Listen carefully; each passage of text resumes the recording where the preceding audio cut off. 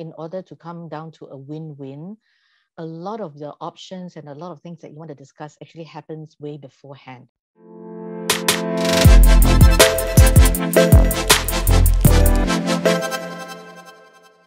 Welcome, Sarah. It's such a pleasure to have you on Sales Clinic. One of the objectives we are having, or one of the core objectives we are having, is to, clearly share our perspective and insights from our own experiences with our clients. So I thought it'll be great to, there's nothing right or wrong. It's just about what has worked and what could we work better.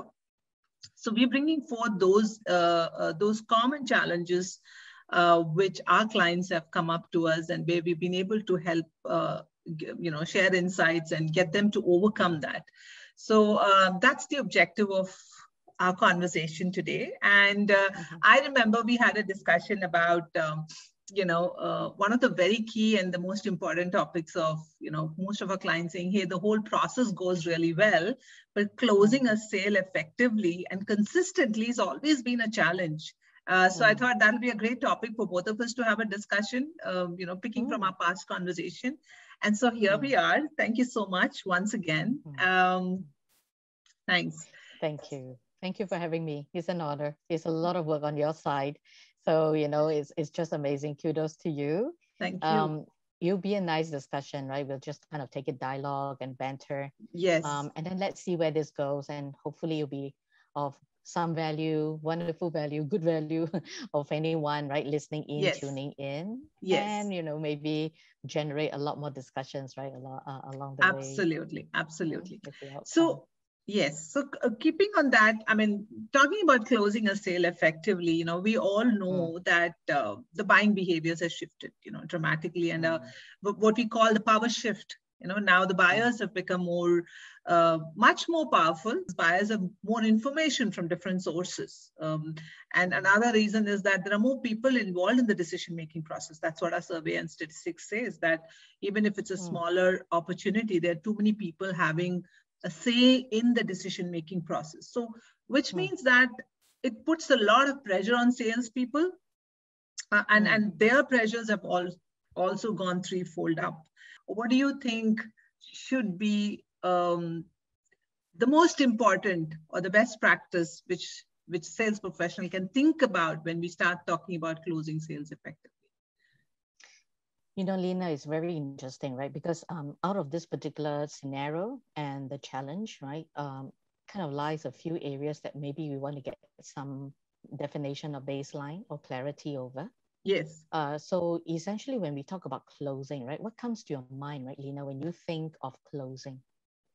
A deal which has come into a purchase order, which they said, I want to go ahead with you as my partner. That's for a salesperson, it's closing. But I know where you're coming to. Maybe closing is also means that how do you close that lead for better engagements in the future? For me, closing goes beyond just a purchase order. Because it's not about just one order. Yeah. Exactly, right? So therefore, maybe for us to have a shift in that mindset is also to understand that, the effective closing is not just waiting for that deal. Now, if we do a B2C, then it's maybe a lot simpler. It's usually one person and maybe out of 1, 2, 3 meetings. And therefore, it is a lot more pressure, actually, right? In all honesty, I feel there's actually a lot more pressure. You're looking for signals, you're looking for signs, you're really listening out, right? Is the person ready to buy, right? Should I, quickly get that person to be committing? And all of that come into that whole psyche and that whole discussion and dialogue. So I feel that actually that is actually a lot more stressful. But when we are talking about a B2B environment, and you're talking about a complex deal, and you typically talk about it lasting over, right, at least about 2 months, 3 months, right, over a period of time, then it is also not fair to be always from the word go, right? The minute you know about the opportunity and you're already thinking about, hey, I want to get a contract, right? So essentially, I feel that in the B2B environment, a lot of it is actually natural progression. Right. So the closing does not always be right at the end point. What is that end of the tunnel? But essentially, out of every engagement that we have, Are we able to close effectively? Are we able to have a nice conclusion? Are we able to actually have nice, clearly defined next steps? Right. Because all that next steps will lead to a very effective or consistent close. But if we are not in the habit of looking out and asking for, requesting for next steps, then of course it becomes, right, a big difficulty, a big challenge when after 3 months of engagement, surely the contract should come now, should come now, but it never did, right? But that's because we have never assessed and never tested and never knew exactly what the buyers are going through, where they might be at that entire right process itself, who else need to be part of this whole discussion, like what you say, right? The whole complexity, a lot more people. Yeah. How do I actually then work with all the different stakeholders in order that, right, everybody understands the value and kind of do something, an outcome for us out of every engagement, to then give us a hint, right? We are Yeah. on track and they are also on track, and therefore a closure need not be manipulative, it need not be pressurizing. It is just a natural progression of each of our pathways, right? Coming Right. to that end and that partnership. Yeah. So I like that point which you came up with. Very, very interesting and very profound, because you said that it's not about just closing and looking at what is the order which I'm getting, but also the key thing is how are you closing with every conversation so that you have a commitment working together. I mean, that's so interesting, right? Because that's a mind shift. That's typically a mind shift, that when I walk into a meeting and then I walk out of a meeting, what is that I have helped the customer, you know, help the customer take the next steps in this, for this opportunity, because he's seen value, he or she has seen value. And so that means I've closed that conversation so effectively. I mean, that's such an important thing to remember. I really like that point, and I think everybody should hear this, that closing doesn't mean just getting that PO, but it means that you're closing a conversation so effectively that leads to a PO and a better engagement. So, Down the road, right? So every engagement just focus on bringing value to the table, and then checking to see where they might be and what kind of help they need, right? Because they also have an internal process. Yes. So much as we have our CRM and our sales process, the buyers themselves have also a very rigorous process, especially now in this kind of time and space, right? In this whole disruption. Then they've got a lot more scrutinies, right? They've got to be really very accountable for it. All the resources are suddenly gone or, pared down tremendously. They got to justify as well. So therefore, what is this, right? That we can actually go every step of the way.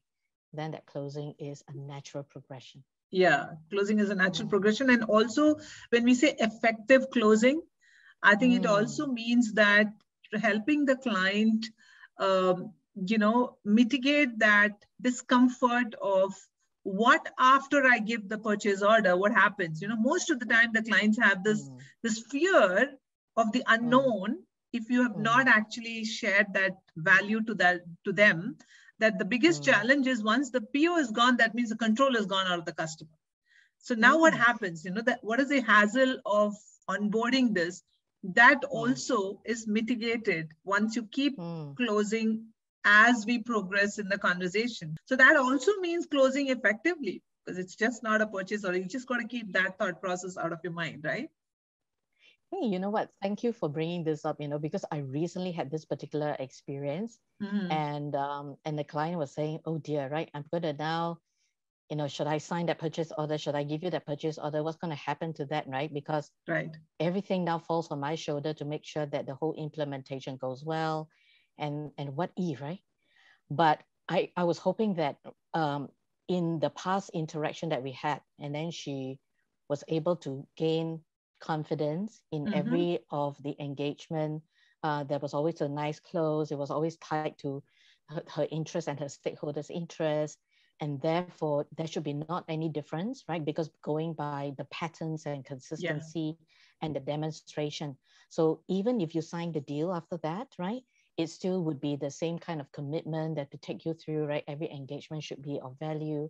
We're going to see through the implementation, and you are going to be still in a good light and answerable to all your stakeholders. So Yeah. yeah, thank you for that. Right. I was just thinking about all the experience just in the last month, Lena. Right. Amazing. Yeah, because Mm, this is typically, though as much as clients don't speak about it, but mm, that experience they're going through, the mm, discomfort, because they have to mm, answer, as you rightly said, they have too many stakeholders internally to answer to, mm, and mm, nobody wants to take the responsibility of having given the mm, go ahead to an ex-partner because they feel so. mm, So that's interesting. So closing typically means closing at every milestone, mm, having a consistent engagement. That is also means you're closed effectively. It's a win-win typically, where mm. the both of you feel comfortable and you feel you've driven value for each other. Because as much as Yes. you're driving value to your client, you also want value driven back to you because it's an engagement. It's Mm, like a mm, marriage. Another question about mm, how important is a sales process, a mm, structured sales process. A lot of clients have sales process. They believe they have sales process. mm, It could be very informal. It could be extremely ad hoc.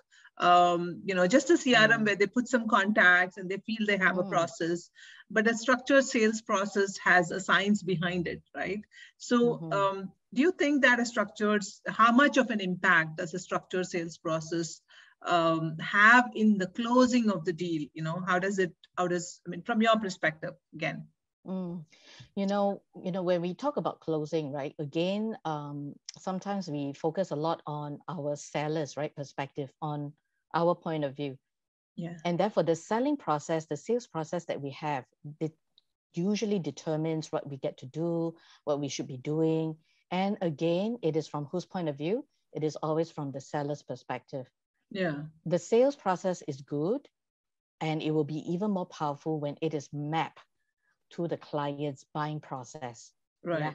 So this is something that I just want to highlight that, yes, I think internally with a strong sales structure, it gives a lot of, it gives a lot of clarity to salespeople as to Yeah. what are the next steps they could be looking at, right? To be preparing for, and then continue driving value to the client. But very importantly, that sales process should also include understanding what is the buyer's, right? The client's Right. buying process, where they might be and at what stage they are, and therefore what kind of assistance or value they need to bring in internally.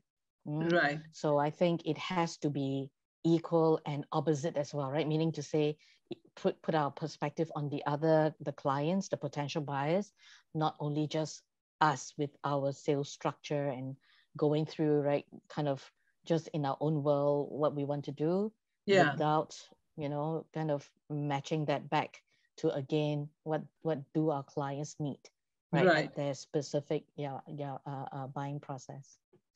So it means it's not about how you feel about something, but it's about really understanding whether what you feel connects to what your buyer's needs are.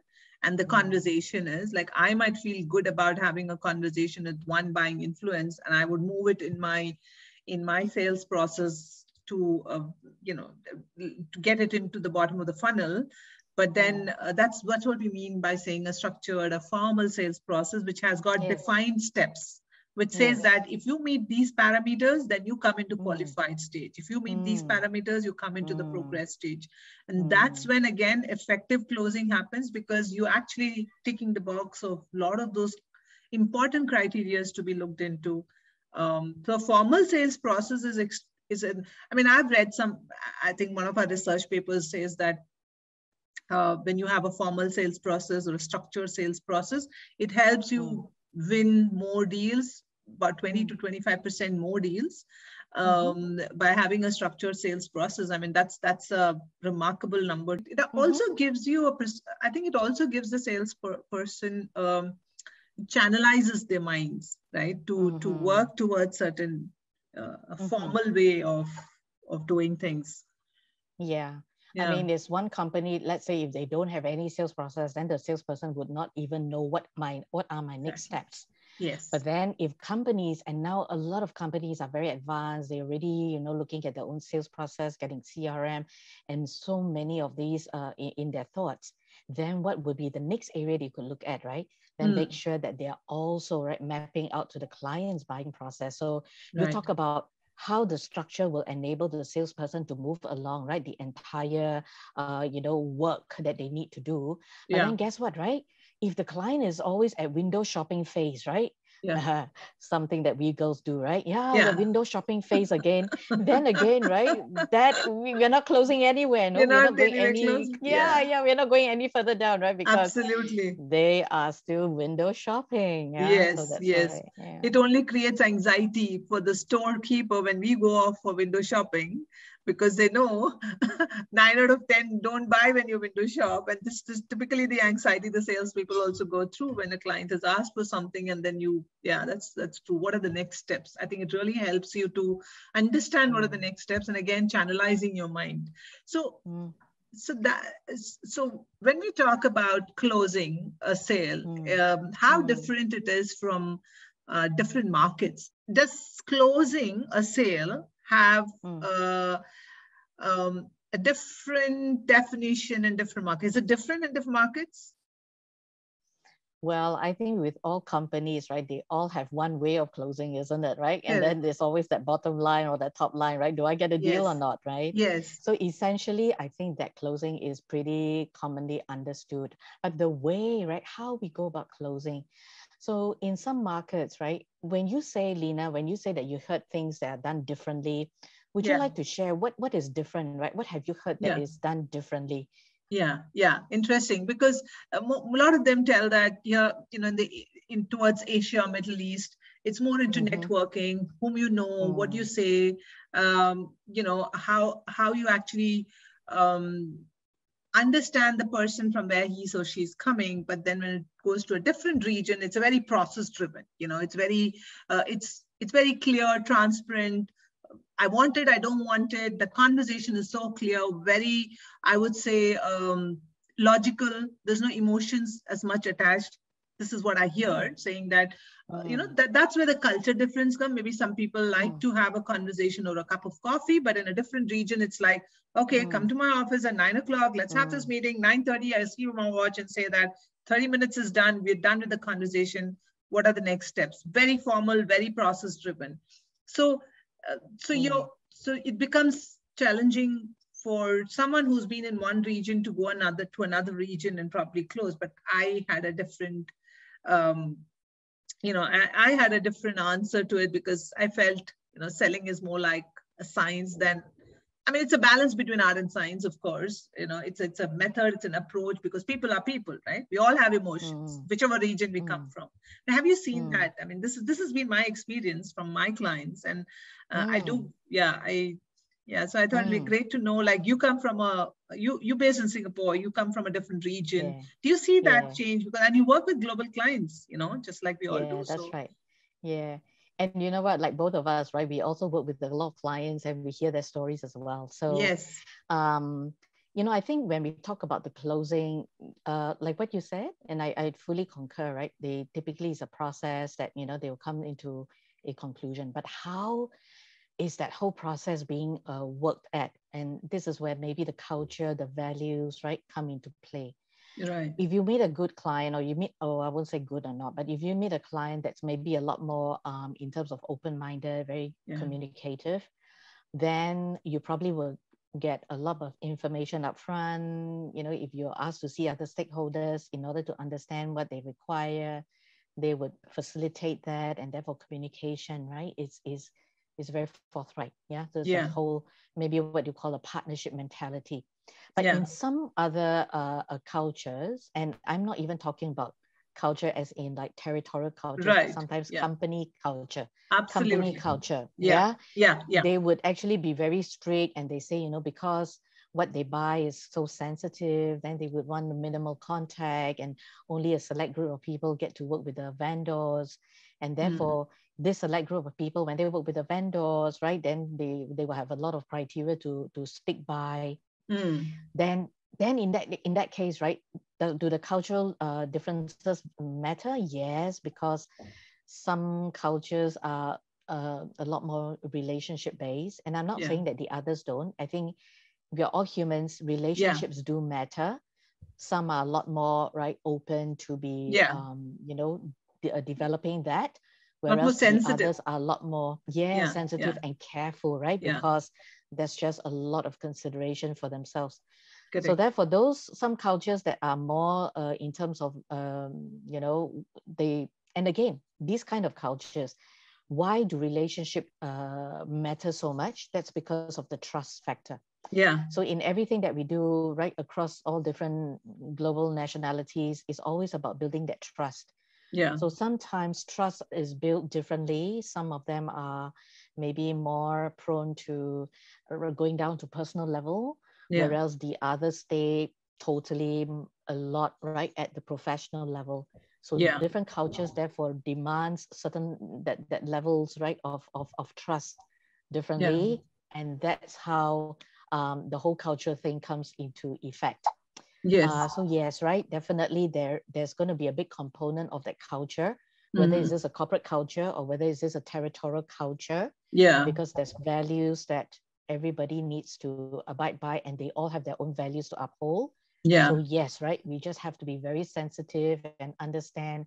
And that's how, right, in our own world, and you know that, Lena, we always talk about coaches.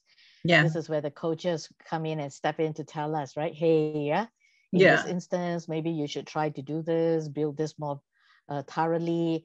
In other instance, or in other stakeholders, please don't even go down that route, because that would really be a turn off, and that would set you back, right, many right. steps back. So Yeah, yeah, that's why, yeah. right, we talk about the coaches coming in very effectively and very helpful. Yeah, and then let's accept, right, the fact it is a reality that yes, culture plays it definitely plays a role, because we all come from a global community and we've seen those, Mm, we're sensitive mm, to those mm, areas. So it's always better to know who you're dealing with, be more mm, prepared, because it mm, definitely affects your closing. So let's accept mm, the fact that it does differ, but the mm, fundamentals don't change. That's typically what we need to mm. remember. The fundamentals don't Yes. change how when you deal with clients.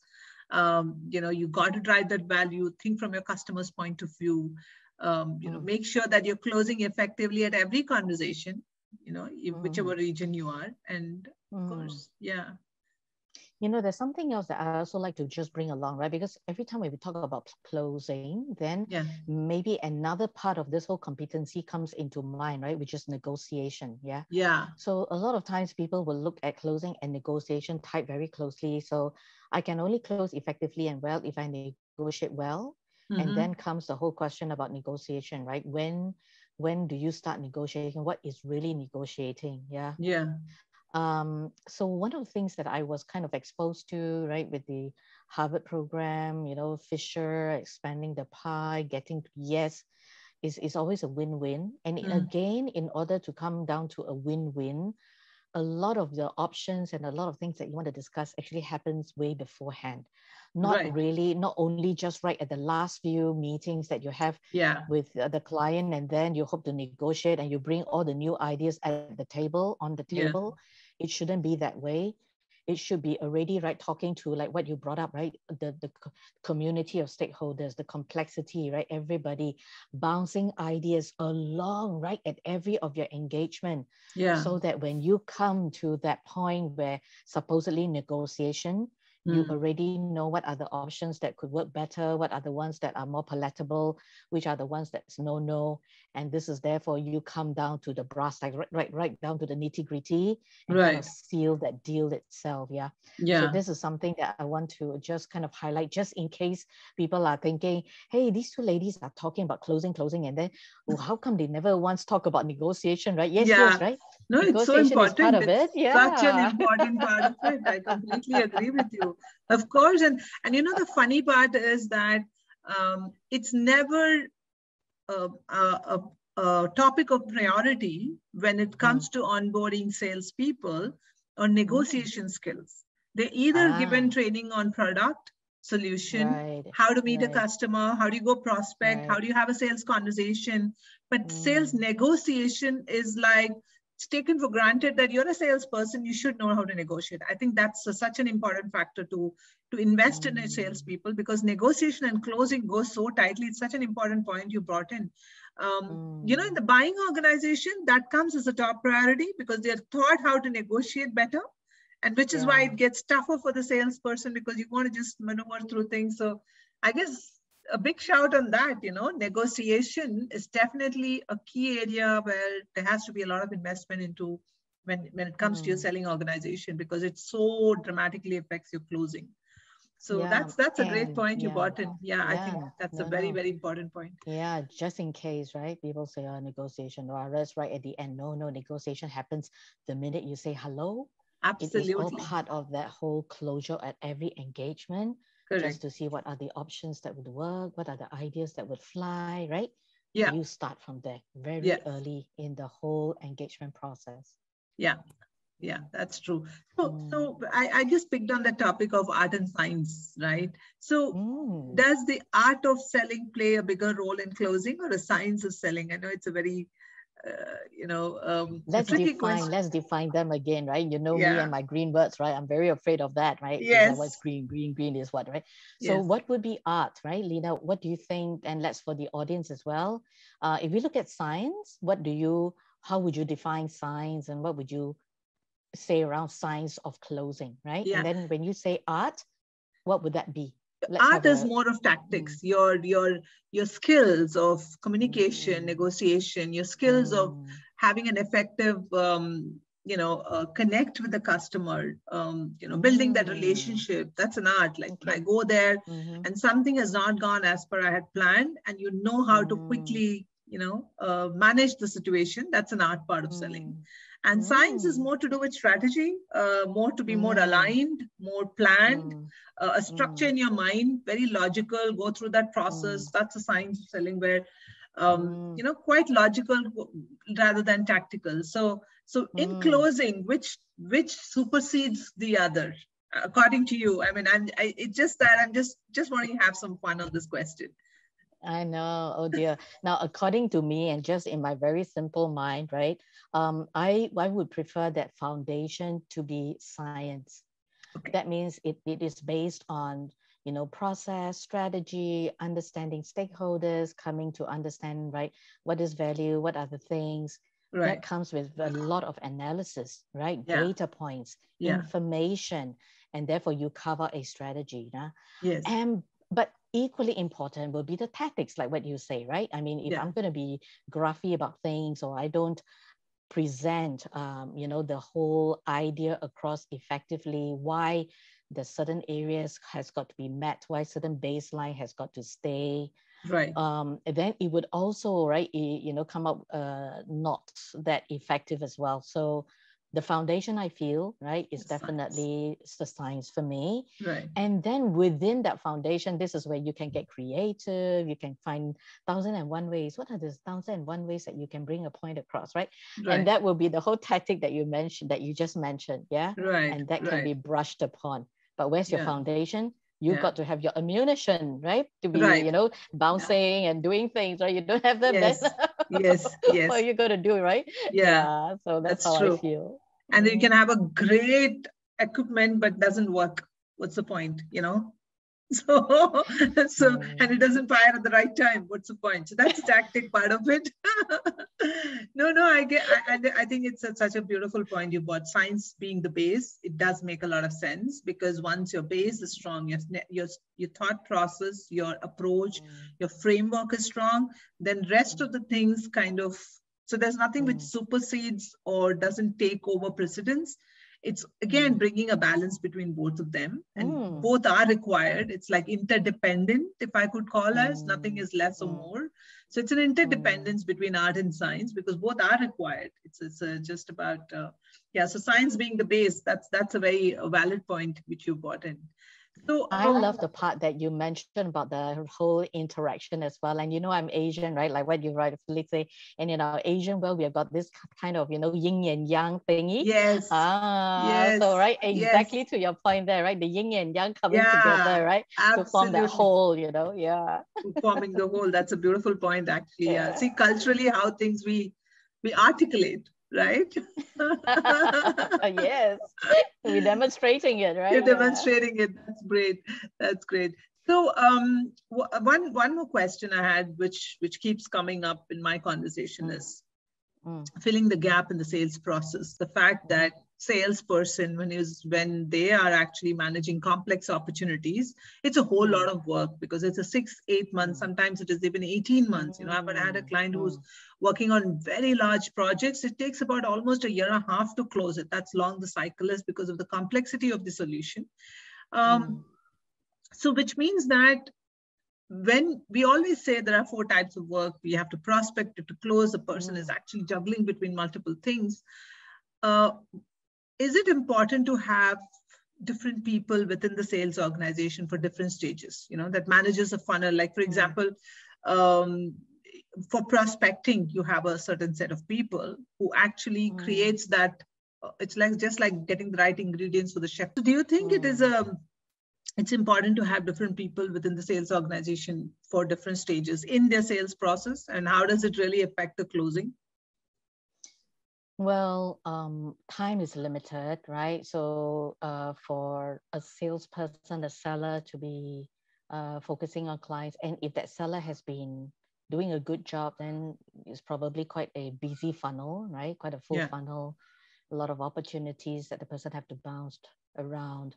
And in driving to a close, there's a lot of work, right? A lot of legwork, a lot of information, a lot of coverage, because every deal, especially if it's complex, then a lot of people to know as well. Right. So definitely there's a lot of work. I have seen that when, when sellers are a little bit more focused, right, in where it leverages on their strength, right, it would actually be a lot, more powerful. So like, for example, in the last year or so, I've been working with a group of lecturers, and this is with the schools in Singapore, because we are now reaching out to adult learners. And therefore, adult learners have a very different way of, working with them. And so the poor lecturers, they went into lecturing because they just wanted to stay focused on imparting and sharing the information. Right. And then guess what now, right? They've got to find ways to be talking to the adult learners, and they've got to find ways to be outreaching, and they've got to find ways. So there's just only so much time, right, that they have, right, in a certain day. Yeah. So the schools were good. They're starting to understand that, and then starting to bring that whole specificity, right, the focus into the roles, and therefore the business developers come to be augmenting and helping the subject matter experts. Okay. So the same way in our sellers as well, right? A lot of times we are very, either good in relationship to people we know, or maybe in the kind of function and in the kind of technicalities, right, that we're able to bring to the table. So needing to take time out to be doing that whole prospecting does take time, right? Yes. I mean, bottom line, right? It is going to take time. So it all depends on maybe the organization, how much of that, support that the organization is able to dive into. One other thing that we maybe want to also look at right now in recent, the latest trend, it is not so much of the seller maybe just doing cold calls, but a lot of that, priming work with your potential clients are done out from passing out information, sharing information, educating the market, getting them aware of what the possibilities. And this is a massive job. And typically, right, for a seller, then it's a lot of the preparation, right, to be looking at collaterals and all that. So when the people who are best at it, like maybe the social media people, maybe, right, the marketing people, and they can look at different channels of outreach, right, to the potential clients, right, do all that groundwork, is definitely a big help to the sellers, I feel. So so right now it's no longer whether if somebody will take over the cold calling job, but then cold calling is no longer just cold calling, right? But there's so much of the awareness building in this time and day, and therefore I guess most of the companies will be looking at, hey, investing in that group of people that were just pure blasting and creating awareness. And then get the sellers to, after that, right, come over and take over from them. Yes. So it would be good. I would imagine that it would be actually a lot more focused and a better use of everybody's time, right? When they're able to be focused. But again, it comes back down to the organization, right? What kind of resources are they dedicating? Where is their priority? So therefore, right, no right or wrong. Not for us to say where we should. But it's a consideration. It has seen a significant, like one of the clients who I was consulting, They had seasoned sales professional and pretty complex, kind of an environment they're in.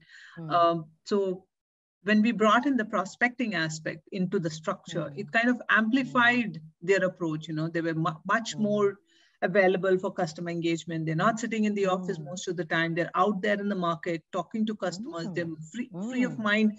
And so we could actually see an increase in the top of the funnel, right? And healthy top of the funnel, because that's important. And we could also see an effective closures happening.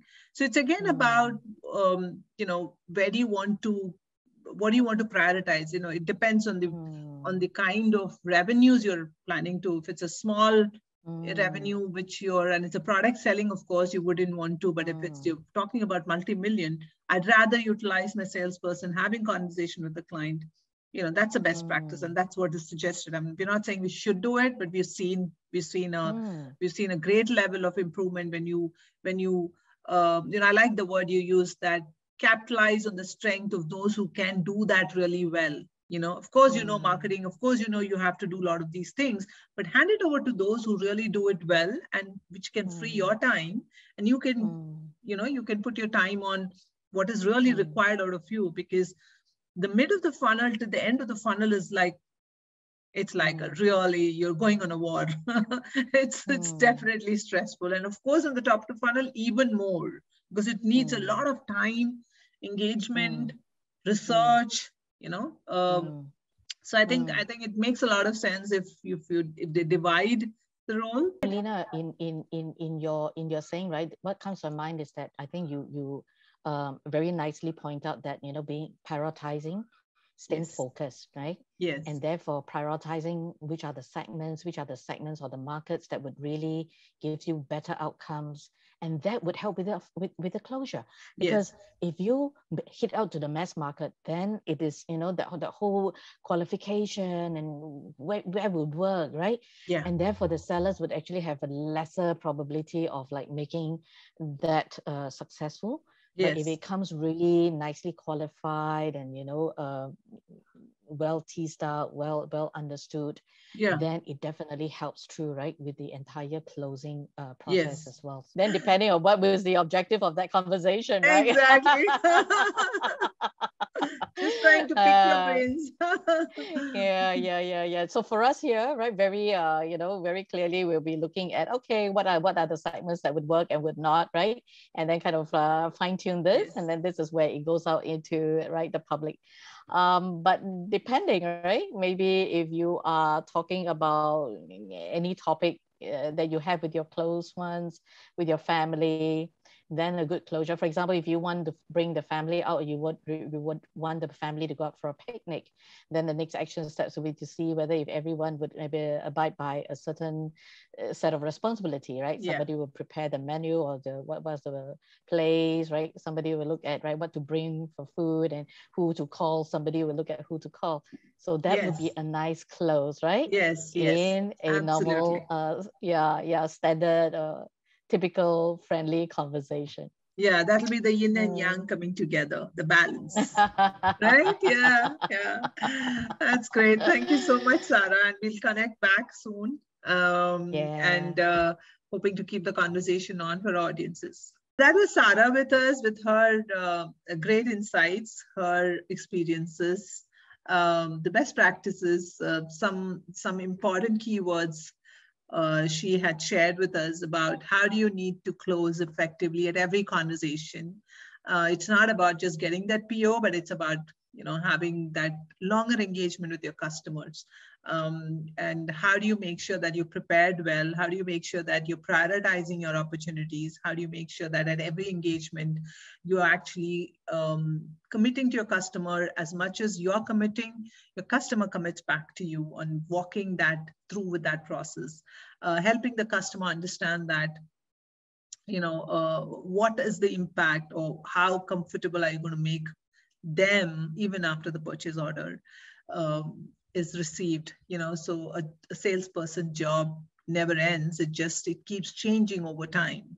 So that's an important part for closing effectively. How important it is to have a formal sales process. How important it is to ensure that you drive perspective in every conversation with your customers. So stay tuned for the next week, next challenge. We keep coming back to you with a lot more such information, and have a great day ahead, whichever part of the world you are in.